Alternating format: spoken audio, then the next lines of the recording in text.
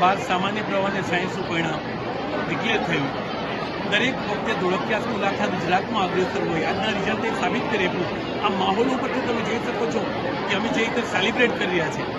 Second thing, આ result દરેક વખતે ધોળકિયા સ્કૂલનું બાળક એ નવા રેકોર્ડ સાથે આવતું હોય છે.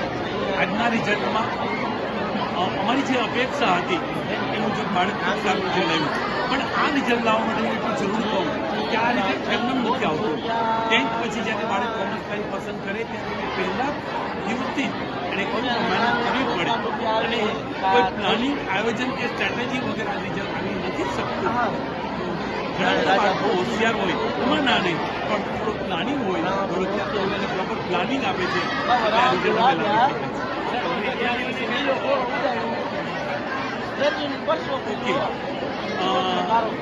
ધોળકિયા સ્કૂલ એકવાર બાળકે જ્યારે ધોળકિયા સ્કૂલમાં એડમિશન લીધું ત્યારે ધોળકિયા સ્કૂલ પહેલેથી નક્કી કરી લે કે કયા બાળકનું શું કાલિબર છે.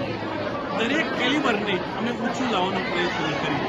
જે બાળક પાસે ખરેખર સારી ટેલેન્ટ છે એને ધોળકિયા સ્કૂલ ટોપ ઉપર લઈ જવાનો પૂરો પ્રયત્ન કરીએ.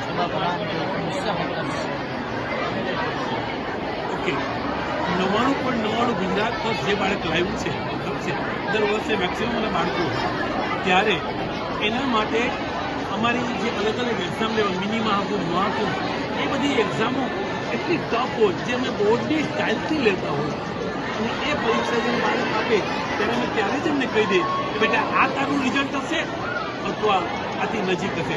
કારણ કે એ પેપર જ અમારું ટીમ અમારા ટીચર એ બોર્ડની સ્ટાઇલથી જોતા હોય છે. એક એક સબ્જેક્ટમાં એને પૂરું બેલેન્સ કરવાનો પ્રયત્ન કરે કે જેથી 99 નંબર પહોંચી શકે.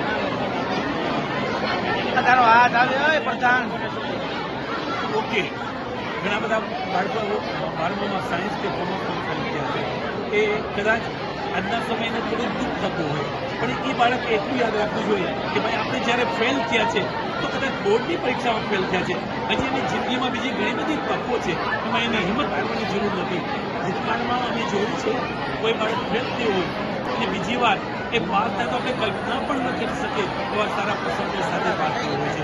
એટલે આવા બાળકોએ હિંમત હારવાની જરૂર નથી એવી મારી લાગણી છે.